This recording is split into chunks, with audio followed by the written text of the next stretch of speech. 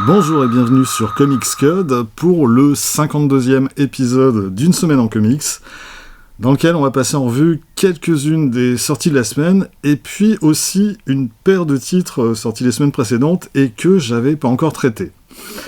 On va d'ailleurs tout de suite commencer par un bouquin qui est sorti fin mars, La Nuit du Cyclope, le tome 8 de Hellboy and BPRD, par Mike Mignola et quelques-uns de ses amis.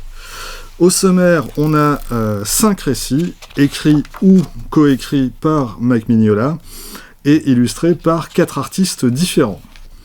On commence par le récit qui donne son titre à cet album, La Nuit du Cyclope, dessiné et coécrit par le français Olivier Vatine. Est-ce qu'il est besoin de présenter Olivier Vatine ? Si je dis juste Aquablue, je pense que ça devrait déjà parler à pas mal de monde. Au passage, c'est pas la première fois que Vatine bosse aux États-Unis. Dans les années 90, il avait dessiné la mini-série Star Wars Heir to the Empire. Comme on pouvait s'y attendre, ça nous donne un récit graphiquement assez superbe, dans lequel Hellboy en fait tombe dans une cité qui est peuplée de femmes chèvres, qui sont victimes d'une malédiction divine. L'intérêt, c'est déjà d'offrir un cadre assez différent aux aventures de Hellboy, et puis c'est surtout de permettre à Vatine de s'amuser avec une esthétique de péplum, et avec aussi différentes créatures mythologiques. Après, très franchement, l'histoire, elle casse pas 3 pattes à un canard, tout ça est réglé en 2 coups de cuillère à peau, et puis retour aux affaires courantes. Mais au moins, côté dessin, on n'est pas déçu. On enchaîne avec Le Secret du Manoir Chesbro. Viens par ici, voilà. Une histoire en 2 parties, coécrite par Mike Mignola et Christopher Golden, et illustrée par Shawn McManus. J'ai pas souvenir d'avoir déjà vu McManus bosser sur l'univers Hellboy. Dites-moi si je me gourre, et même en fait j'ai l'impression que ça fait assez longtemps que j'ai plus rien vu de lui. Je pense que ça doit remonter à ses travaux sur et autour de la série Fables de Bill Willingham. Alors ici, on a droit à une classique histoire de maison hantée et de malédiction familiale, et ça donne un récit assez sympa qui coche à peu près toutes les cases de ce type de récit. On a droit à la séance de spiritisme, à l'apparition fantomatique, et puis plus ça va aller, plus on va avoir de séquences horrifiques. C'est très classique, mais très plaisant, et d'autant plus que je trouve que le style de Shawn McManus s'adapte bien à l'univers d'Hellboy. C'est à la fois sombre, et en même temps il y a ce côté cartoony qui va bien. On continue avec Le Vieux Whittier, dessiné par l'excellent Gabriel Hernandez Walta. Alors en fait, ici, Mike Mignola donne une suite à une histoire qu'il avait déjà précédemment développée, et on a encore une histoire de maison maudite et d'héritage sinistre.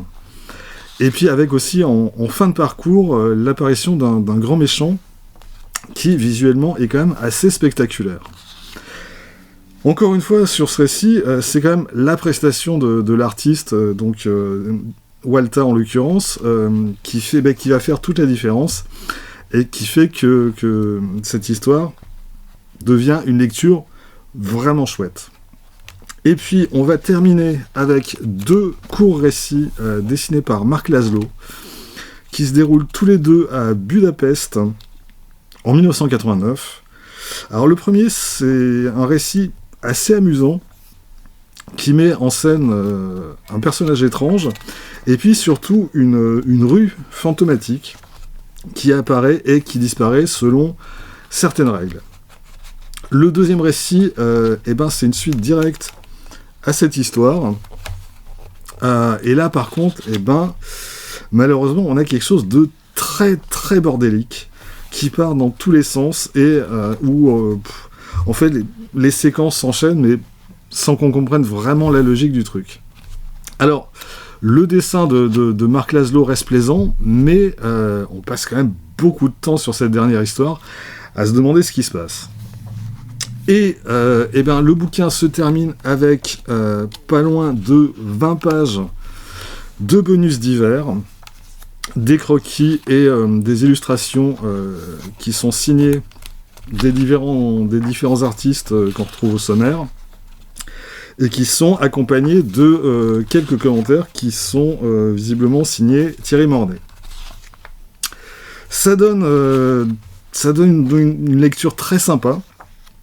Encore une fois, plus pour le travail de ces dessinateurs que pour les histoires elles-mêmes. En fait, c'est quand même le plus souvent le cas avec les albums de cette série. Donc, il n'y a pas de quoi faire un triple salto arrière de joie. Disons que c'est une lecture que je qualifierais de confortable. Alors, comme pour les autres volumes de cette série, on est sur du format classique, 16 par 27 cm. La traduction est signée Anne Capuron, l'album fait 152 pages et il est vendu 15,95 €. On passe à un titre sorti la semaine dernière, Backtrack de Brian Jones et Jake Elphick, paru chez Comics Initiative. Il s'agit d'une série en 10 numéros qui est parue aux États-Unis en 2020 chez Onipress. De quoi ça cause ? D'une course de voiture, mais une course de voiture pas tout à fait comme les autres. Alors déjà, en raison de ses concurrents. Alors, cette course a rien d'officiel et ses participants se sont tous vus approchés par un étrange personnage qui se fait appeler Casper et qui va proposer à chacun de réparer leur passé, en quelque sorte. Tous ces personnages ont eu un moment de bascule à un moment de leur vie, et Casper, en fait, leur offre de revenir en arrière et de changer ça. Le truc qui semble impossible, et en même temps, Casper dispose de moyens pour leur montrer qu'il est très sérieux.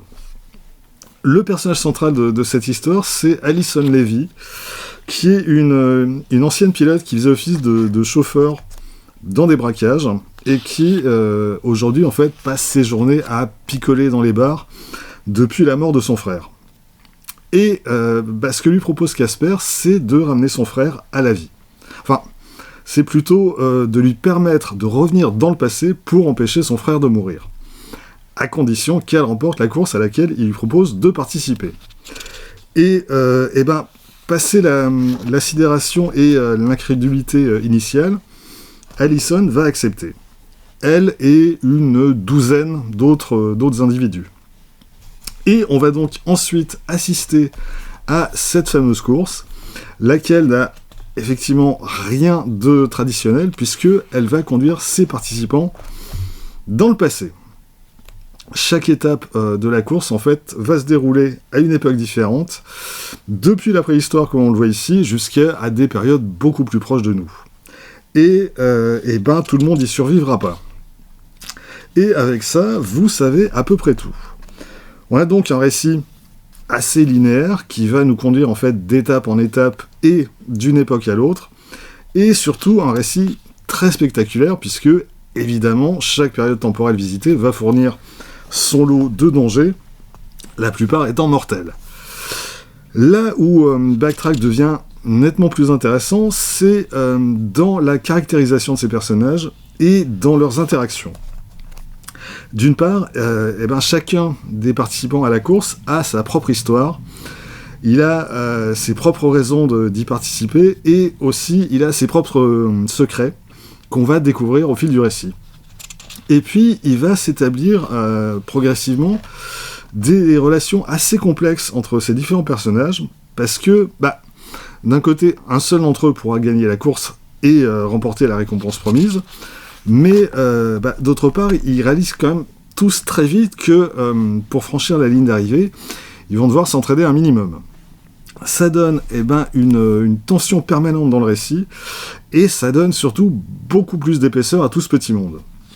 On s'attache aux personnages, et très vite, en fait, on n'a pas franchement envie de les voir se faire bouffer par un dinosaure ou finir cramés dans un torrent de lave. Donc Brian Jones, je trouve qu'il parvient très vite à accrocher le lecteur et à lui donner envie d'aller jusqu'au bout. Côté dessin, ça fait le boulot. Jake Elphick, il a un trait assez plaisant. Dans sa préface, Michael Jérôme compare son style à celui de Matteo Scalera. Effectivement, on est dans ce registre. Bon, alors, ces voitures, elles ont quand même un peu tendance à sauter dans tous les sens et à se déplacer en dépit de toute vraisemblance, mais l'ensemble s'avère quand même très dynamique et globalement, son storytelling est tout à fait clair. Donc, tout ça fait de Backtrack une bonne surprise. C'est sans doute pas le genre d'histoire sur laquelle je serais allé a priori, et finalement, je regrette pas du tout ma lecture, bien au contraire. C'est le genre de bouquin que je conseillerais si vous avez envie d'un récit d'action efficace, mais qui n'en oublie pas pour autant ses personnages. Backtrack est donc au format 17 par 26 cm, couverture souple, 292 pages, la traduction est signée Benjamin Viette, et l'album est au prix de 25 €. Il est temps maintenant de passer aux nouveautés de la semaine proprement dites. J'ai retenu 2 titres, l'un paru chez Panini, l'autre chez Urban. C'est le tome 1 de Incredible Hulk et le tome 3 de Poison Ivy. Mais avant ça, quand même, un petit mot sur une autre sortie de la semaine, le Doctor Who, paru chez Black River. Dans ma vidéo de présentation des sorties d'avril, j'avais déjà grincé des dents en évoquant le prix de ce bouquin, 16,90 € pour un album de 80 pages, format comic book. Bon, depuis, j'ai vu le bouquin en question, et c'est juste honteux. C'est un truc minuscule, ça ressemble plus à une brochure qu'à une bande dessinée, et avec couverture souple en plus. Ah bah, parce que sinon c'était plus cher, hein. Pour ce qui est de la pagination, à mon avis, ils ont dû compter avec la couverture et les pages de garde, parce que cette édition, elle propose rien de plus que l'édition originale qui faisait 64 pages. Alors si, à la fin du bouquin, on a quand même droit à 3 pages blanches. Ils ont même pas été foutus de pondre une postface ou n'importe quoi pour essayer de, au moins, remplir le vide. Et le prix, je suis désolé, mais il s'explique pas non plus par un tout petit tirage, genre un petit bouquin tiré à 500 exemplaires. Non, celui-là, je l'ai feuilleté dans le rayon librairie de mon supermarché, et sachant que mon petit supermarché de province, qui fait à peu près pas du tout de comics, c'est qu'ils en ont imprimé suffisamment pour pouvoir en coller partout. À ce niveau de foutage de gueule, moi j'avoue que j'ai même plus les mots. Dans le domaine, j'avais quand même l'impression que les comics étaient assez imbattable, là ils ont quand même trouvé un sérieux concurrent. Et en ce qui me concerne, j'ai même plus envie de parler de ces éditeurs. Donc, fermons la parenthèse, parlons plutôt de The Incredible Hulk, premier tome de la nouvelle série consacrée au personnage, après le fiasco qui a été la série précédente de Donny Cates et Ryan Otley. Cette nouvelle série est écrite par Philip Kennedy Johnson, et elle est dessinée à tour de rôle par Nick Line et Travel Foreman. Bon, en fait, ce premier tome s'ouvre pas directement sur cette nouvelle série. Il commence par un annual signé David Pepose et Caio Marado. Et c'est sans doute pas la meilleure façon d'entamer la lecture, parce que on a droit ici à un récit qui a pas grand intérêt. En fait, on suit une équipe de tournage qui est lancée sur la piste de Hulk et qui va se retrouver coincée en pleine baston. Voilà. Ça donne un récit en vision subjective, sauf que Marado, il joue pas vraiment le jeu, le format des cases change sans arrêt, donc tu as même pas ce ressenti que tu pouvais avoir par exemple sur un récent épisode de Nightwing par Bruno Redondo, dont j'ai déjà parlé il y a quelques semaines. Donc, tout ça n'a aucun intérêt, si ce n'est de servir en quelque sorte de prologue à ce qui va suivre, et en particulier dans son épilogue, qui introduit un nouveau personnage qui va jouer un rôle central dans la nouvelle série. On passe donc plutôt au véritable début de cette nouvelle série, par Philip Kennedy Johnson, par Philip Kennedy Johnson et Nick Klein. Et on se retrouve d'emblée dans une situation qui a un sérieux air de déjà-vu, avec un Bruce Banner sur la route et qui est constamment en fuite. Qu'est-ce qui fuit ? Lui-même avant tout, c'est-à-dire cette part de lui qui ne contrôle pas et qui menace au contraire plus que jamais de le contrôler. On va également faire la connaissance d'une gamine qui s'appelle Charlie et qui va très vite croiser le chemin de Banner. Charlie, c'est une gamine qui vit seule avec son père, un père violent comme on va le découvrir très vite, et auquel en fait elle va tenter d'échapper une bonne fois pour toutes. Alors même si c'est pas vraiment souligné dans le récit pour l'instant, son histoire en rappelle quand même une autre, celle de Bruce Banner lui-même, et sa relation avec son propre père.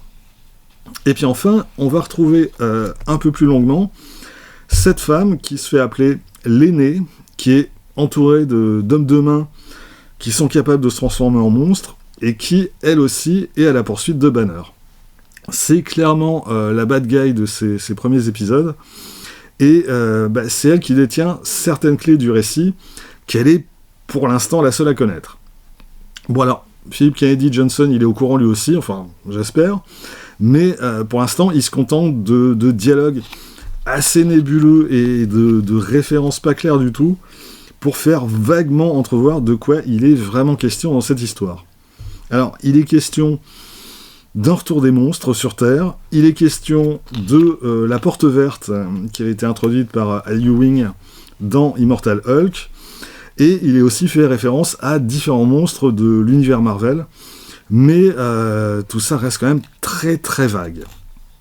On va donc assister à une succession de rencontres entre Hulk et différentes créatures, des rencontres qui ont l'air a priori fortuite, mais sans doute pas tant que ça.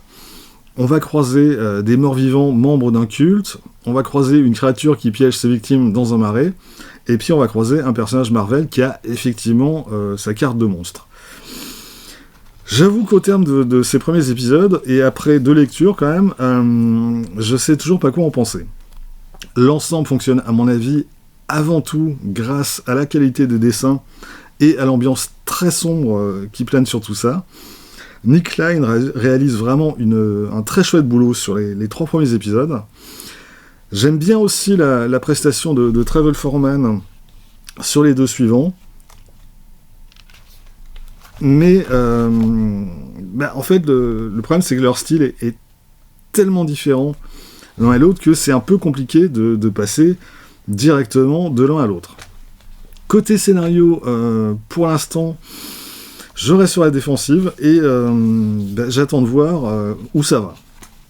Il y a beaucoup de blabla autour de la menace globale qui semble planer sur l'ensemble du récit, mais encore une fois, rien n'est explicité, ni qui, ni quoi, ni comment, ni pourquoi, rien du tout.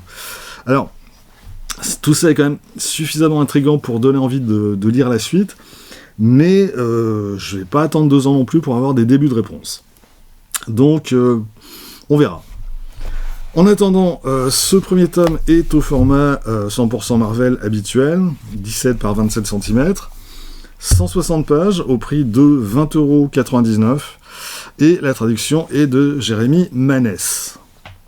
Et terminons par le tome 3 de Poison Ivy, ma série chouchou de chez DC Comics, toujours écrite par J. Willow Wilson et toujours dessinée par Marcio Takara, enfin, disons à moitié. Dans cet album, en fait, il dessine 4 des 8 épisodes. On en a 2 autres dessinés par Atagun Ilan, et puis les 2 derniers qui sont, eux, dessinés par Luana Vecchio.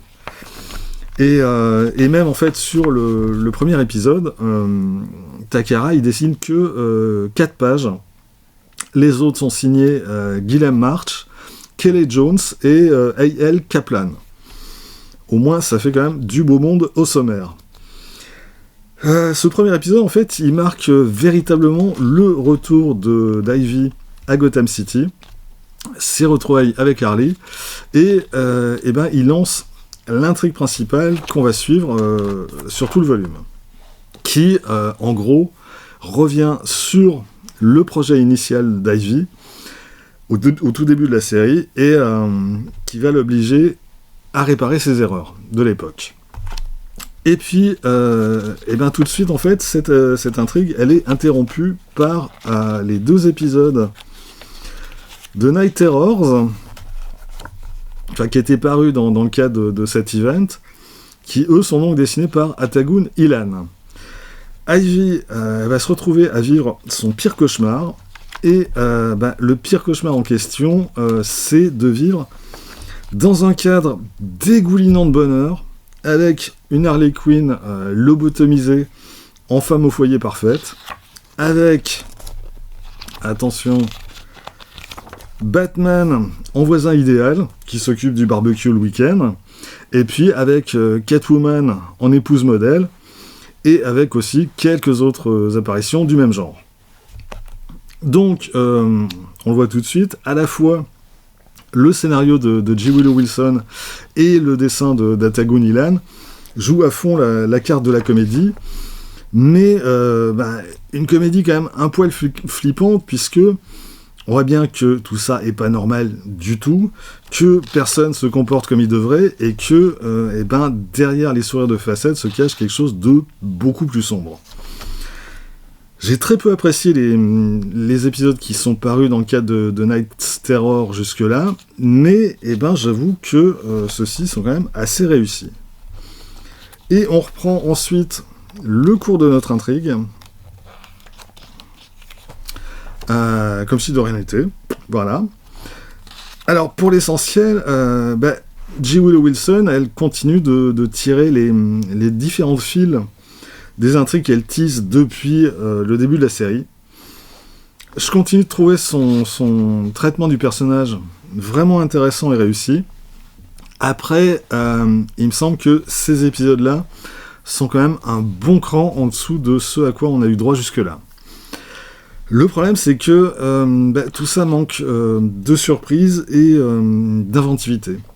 Là, j'ai l'impression que la scénariste se contente de gérer son récit, mais sans y apporter grand-chose de neuf.